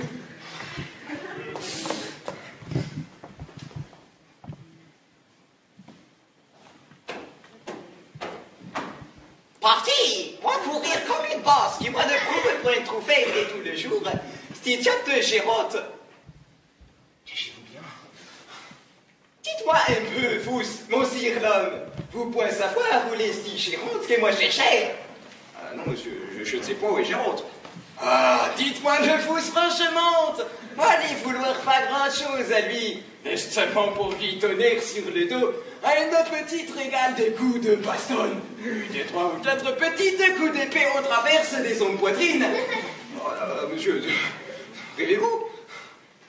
Ah, il me semble que j'y vois remuer quelque chose d'instissant. Pardonnez-moi, monsieur. Ah, il y a assurément quelque histoire là-dedans. Monsieur, moi du tout. Moi d'avoir envie de donner un coup d'épée dans ce petit sac. Ah, non, monsieur, gardez-vous-en bien. Montre-le-moi un peu, vous, ce que c'est, ce-là. Monsieur, non. Montre-le-moi, vous, te dis-je. Monsieur, s'il vous plaît. Moi faire le drôle. Je me moque de si vous voulez me taper. Ah, tout en moque. Tiens. Ah. Aïe. Aïe. Aïe. Aïe. Aïe. Aïe. Oh, monsieur. Aïe. Aïe. Aïe.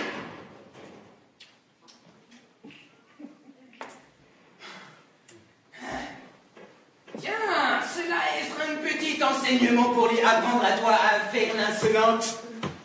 Jusqu'au revoir.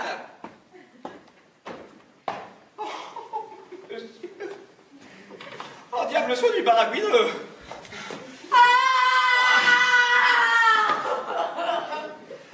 Je suis roué. Ah, je suis mort. Pourquoi vous écrivez sur mon dos? Engagez-vous. Voici une demi-douzaine de soldats tout ensemble.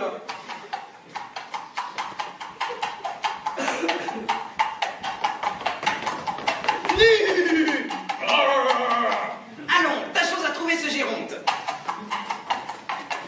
N'épargnons point nos pas.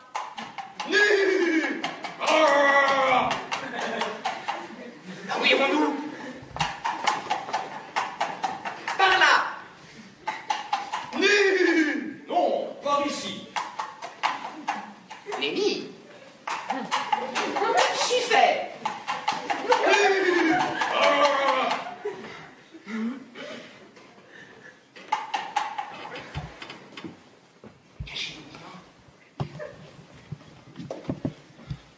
Ah, camarade, voici son valet. Allons, coquin, il faut que tu nous enseignes où est ton maître. Monsieur, doucement. Allons, dis-nous où il est. Parle, hâte-toi, dépêche vite. Tôt. Messieurs, s'il vous plaît, ne me faites pas de mal. Si tu ne nous enseignes point où est ton maître tout à l'heure, nous allons faire pleuvoir sur toi une ondée de coups de bâton. Je me moque de cela. Ah, tu veux être battu. Je ne vous découvrirai pas mon maître. Ah, tu veux en tâter. Voilà.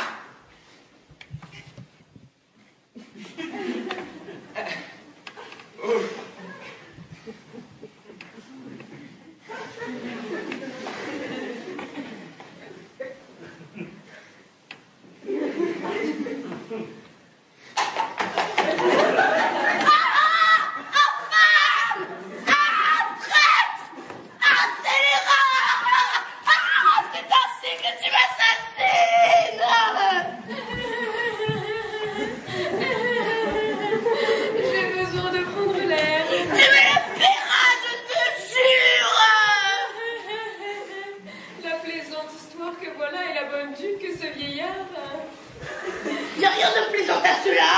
Mais vous n'avez que faire d'en rire. Quoi?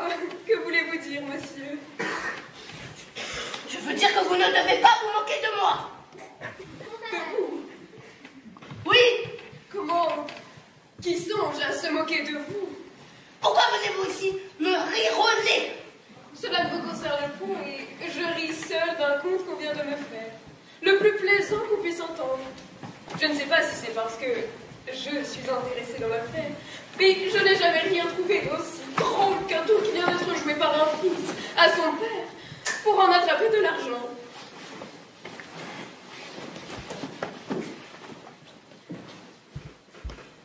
Par un fils à son père pour en attraper de l'argent? Oui. Pour peu que vous me pressiez, vous me trouvez assez disposé à vous dire l'affaire et...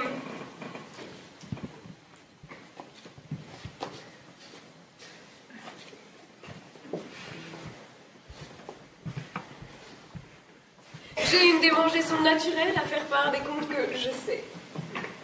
Je vous prie de me conter cette histoire. Je le veux bien. À vrai dire, je ne risquerai pas grand-chose à vous la dire, et c'est une affaire qui n'est pas pour être longtemps secrète.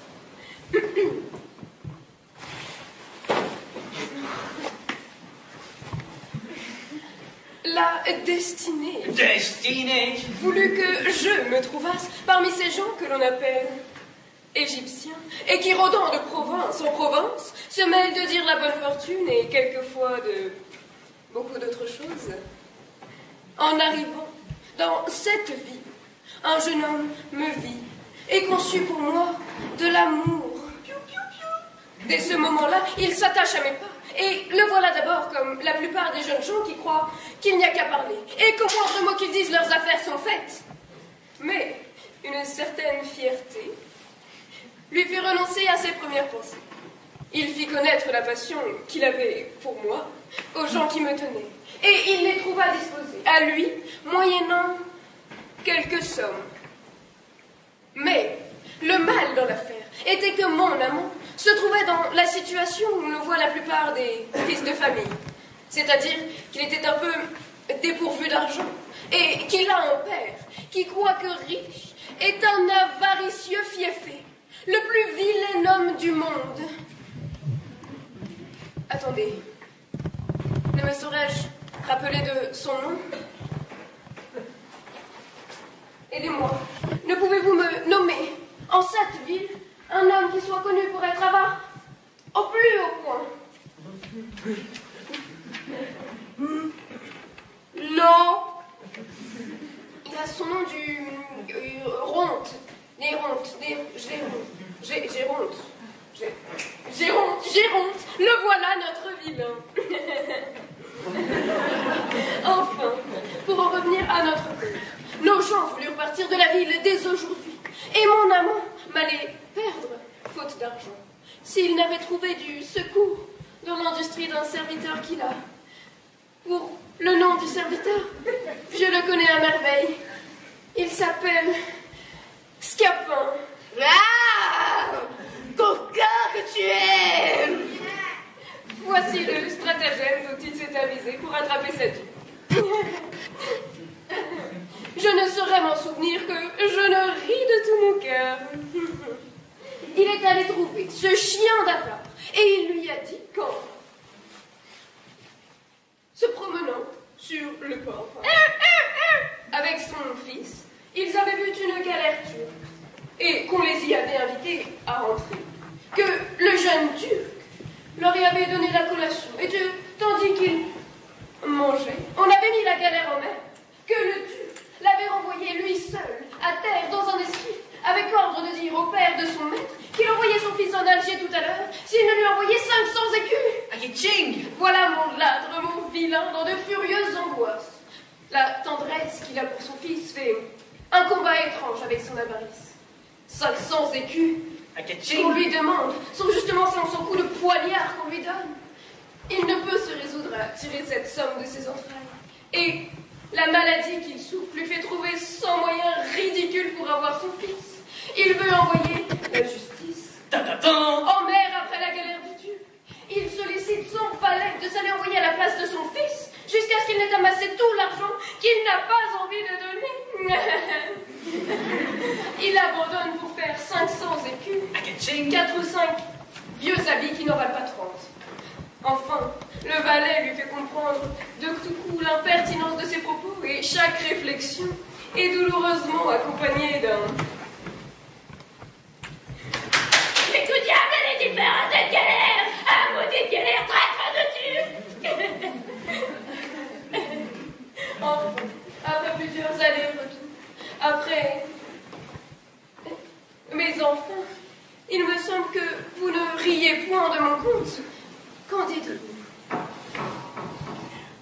Je dis que le jeune homme est un pandard, un insolent qui sera puni par son père du tour qu'il lui a fait.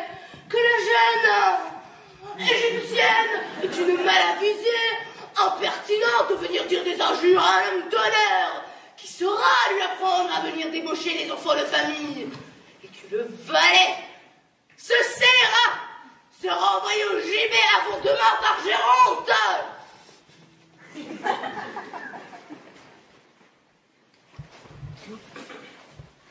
Où est-ce donc que vous vous échappez? Savez-vous bien que vous venez de parler là au père de votre amant? Je viens de m'en douter, et je me suis adressée à lui-même sans s'y penser pour lui conter son histoire. Comment son histoire? Oui, j'étais encore toute remplie du conte et je brûlais d'envie de le redire. Mais qu'importe, tant pis pour lui. Et puis, je ne vois pas que les choses pour nous en puissent être ni pis ni mieux. Vous aviez grande envie de babier, et c'est avoir bien de la langue que de ne pouvoir se taire de ses propres affaires. N'aurait-il pas appris cela de quelqu'un d'autre? Hola, Sylvestre! Entrez dans la maison! Voilà mon maître qui m'appelle!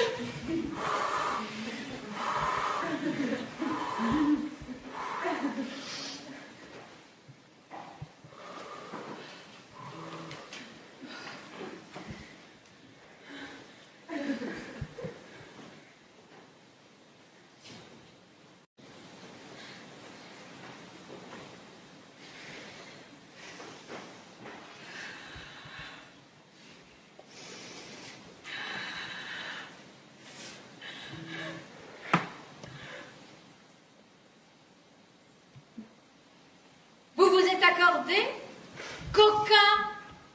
Vous vous êtes accordé, scapin, vous et mon fils, pour me fourber, et vous croyez que je l'endure? Ma foi, monsieur, si scapin vous fourbe, je m'y lave les mains et n'y trempe en aucune façon. Nous verrons cette affaire, Pandare, nous verrons cette affaire. Et je ne prétends pas qu'on me fasse passer la plume par le bec.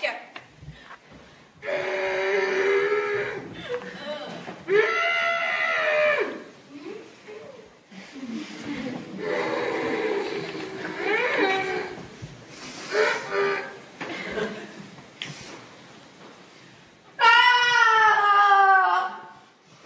Seigneur Argan, vous me voyez accablé de disgrâce. Vous me voyez dans un accablement horrible aussi. Le pandard de Scapin par une fourberie m'a attrapé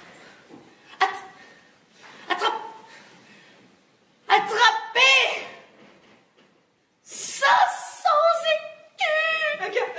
Catching! Le même pandard de Scapin par une fourberie aussi m'a attrapé 200 pistoles. Catching!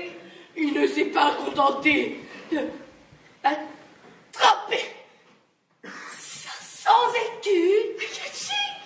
Il m'a traité d'une façon que j'ai honte de dire. Il me le paiera. Je veux qu'il me fasse raison de la pièce qu'il m'a jouée. Et je prétends faire de lui une vengeance exemplaire. Plaise au ciel, oh, que dans tout ceci je n'ai point ma part. Mais Seigneur Argan, ce n'est pas tout. Et un malheur, on est toujours l'avant-coureur d'un autre. Je me réjouissais dans l'espérance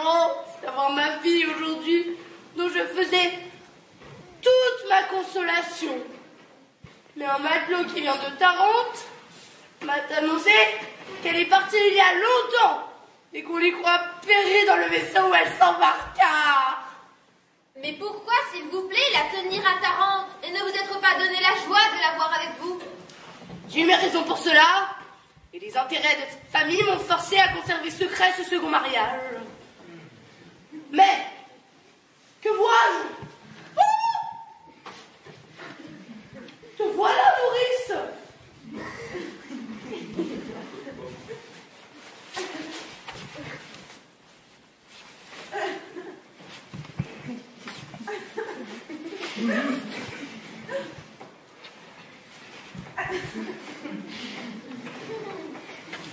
Oh! Seigneur Pandolfe! Plus de ce nom! Les raisons, c'est ce qui m'avait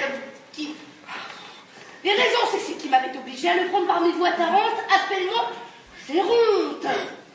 Las!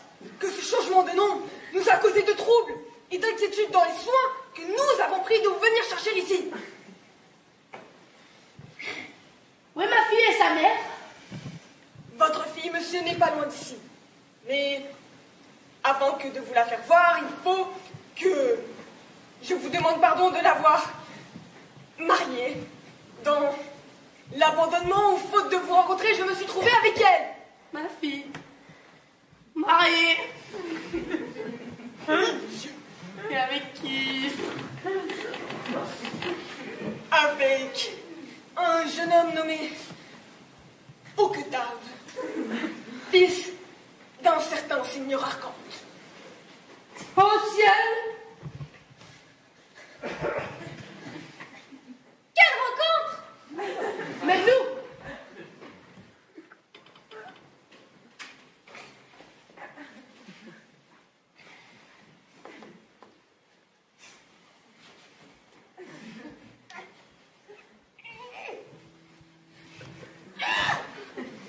Mais nous promptement où elle est!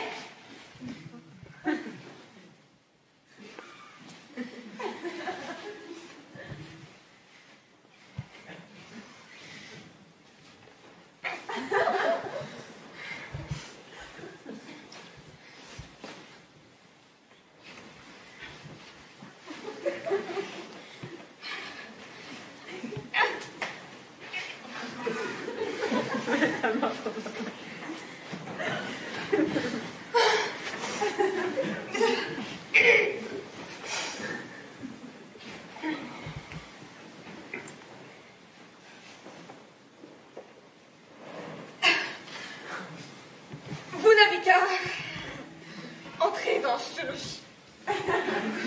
Passe devant!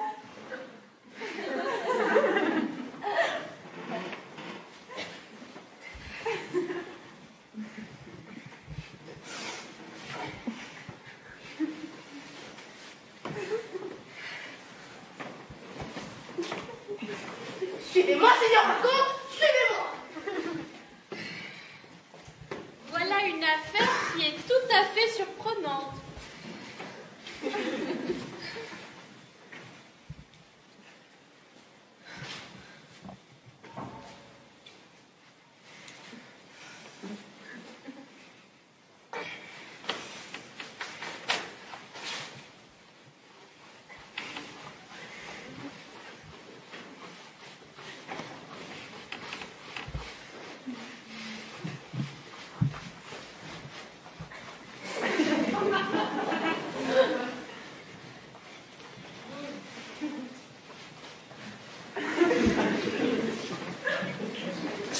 Eh bien, Sylvestre, que font nos gens? Eh bien, j'ai deux avis à te donner. L'un est que l'affaire d'Octave est en bon terme. Notre Hyacinthe s'est trouvée être la fille du seigneur Géronte, et le hasard a fait que la menace des pères avait délibéré. L'autre, c'est que les 2 milliards font contre toi des menaces épouvantables, et surtout le seigneur Géronte. Oh, cela n'est rien. Les menaces ne m'ont jamais fait de mal. Ce sont des nuées qui passent bien loin sur nos têtes. Regarde à toi. Les filles se pourraient bien être raccommodées avec les pères, et toi demeurer dans la nasse. Ne t'en fais pas. Nous trouverons bien moyen d'accommoder les choses. Retire-toi, les voilà qui viennent.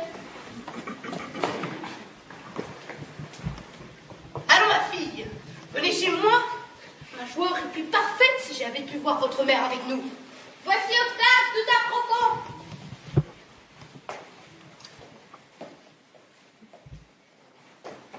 Venez, mon fils, vous réjouir avec nous de l'heureuse aventure de votre mariage. Le ciel! Oh, non, mon père. Toutes vos propositions de mariage ne serviront de rien. Je dois lever le masque avec vous. Et l'on vous a dit mon engagement. Oui, mais tu ne sais pas. Je sais tout ce qu'il faut savoir. Je veux dire que la fille du Seigneur Géronte... La fille du Seigneur Géronte ne me sera jamais de rien. C'est elle? Non, monsieur. Je vous demande pardon. Mes résolutions sont prises. Écoutez, Non, tais-toi, te dis-je. Je n'écoute rien. ta femme... Non, mon père, vous dis-je. Je mourrai plutôt que de quitter mon aimable Hyacinthe.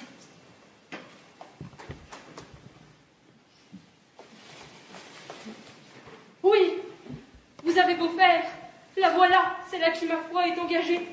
Je l'aimerai toute ma vie, et je ne veux point d'autre femme. C'est elle qu'on te donne. Au diable l'étourdi qui suit toujours sa pointe. Oui, Octave, voilà mon père que j'ai trouvé, et nous nous voyons hors de peine. Allons chez moi, nous serions mieux qu'ici pour nous entretenir. Mon père, je vous demande par grâce que je ne sois point séparée de l'aimable personne que vous voyez. Elle a un mérite qui vous fera concevoir de l'estime pour elle quand il sera connu de vous. Tu veux que je tienne chez moi une personne qui, aimée de ton frère, m'a dit tantôt n'est mille sottises de moi-même? Monsieur, je vous prie de m'excuser. Je n'aurais point parlé de la sorte si j'avais su que c'était vous. Et je ne vous connaissais alors que de réputation. Comment que de réputation? Mon père, la passion que mon frère a pour elle n'a rien de criminel, et je réponds de sa vertu. Voilà qui est fort bien. Ne voudrait-on pas que je mariasse ma fille, mon fils, avec elle qui, inconnue, fait le métier de coureuse? Ah! Mon père, ne vous plaignez point que j'aime une inconnue, sans naissance et sans bien. Ceux de qui je l'ai rachetée viennent de me découvrir qu'elle est de cette ville et d'honnête famille, et que ce sont eux qui lui ont dérobé à l'âge de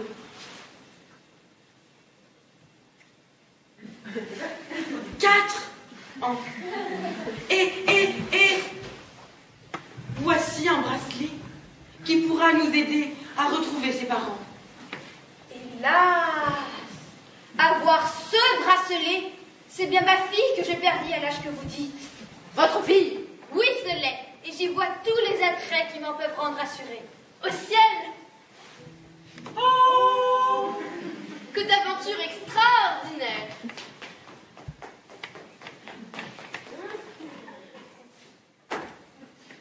Ah, messieurs, il vient d'arriver un accident étrange. Et quoi? Le pauvre Scapin. C'est un pendard que je veux faire pendre! Hélas, vous ne serez pas en peine de cela. En passant contre un bâtiment, il lui est tombé sur la tête un marteau de tailleur de pierre qui lui a brisé l'os et découvert toute la cervelle. Il se meurt. Il a prié qu'on l'apportât ici pour vous pouvoir parler avant que de mourir. Où est-il? Le voilà.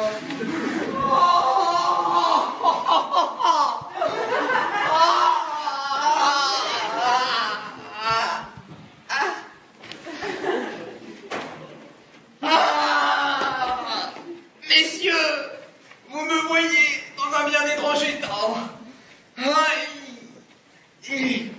Je n'ai pas voulu mourir sans venir demander pardon à tous ceux que je puis avoir offensés. Aïe. Oui, messieurs, avant que de rendre le dernier soupir, je vous conjure de tout mon cœur de bien vouloir me pardonner tout ce que je puis vous avoir fait. Et surtout, le Seigneur Ardente et le Seigneur Géronte. Pour moi, je te pardonne. Va, meurs en repos. C'est vous, monsieur, que j'ai le plus offensé par les coups de bâton. Ne parle pas davantage, te pardonne aussi. Oh. Ça a été une témérité bien grande à moi que les coups de bâton... Laissons cela. Oh. J'ai, en mourant, une douleur inconcevable des coups de bâton que je... Mon Dieu, tais-toi! Ah, ces malheureux coups de bâton... Tais-toi, te dis-je! J'oublie tout. Ah, hélas, monsieur, quelle bonté. Est-ce de bon cœur que vous me pardonnez les coups de bâton que je... Oui! Ne parle plus de rien, je te pardonne, voilà qui est fait. Oh. Oh, monsieur... Je me sens tout revigoré de cette parole. Oui, mais je te pardonne la charge que tu mourras. Et que moi, monsieur? Je me dédie de ma parole si tu réchappes. Oh, voilà mes douleurs qui me reprennent. Seigneur Géronte, en faveur de notre joie, il faut lui pardonner sans condition.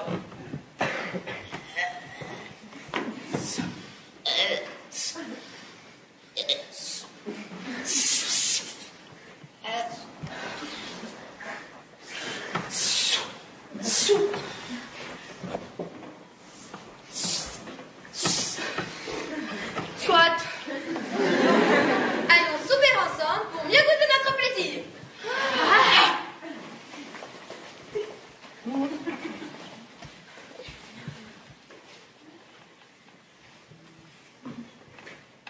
Et moi?